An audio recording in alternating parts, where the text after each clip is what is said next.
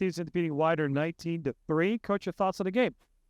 A lot of things we got to work on from this week. I don't think we had a great week of practice. I thought that at times we were a little scatterbrained and not necessarily focused on what we had to focus on. And it showed up in how we played today. So lots of things to work on, to fix. But when you cannot have your best football and still win a game, it's a big deal. Yeah, we talked about in the pregame show about how anytime you play Widener, it's a tough physical game, and this was 19-3.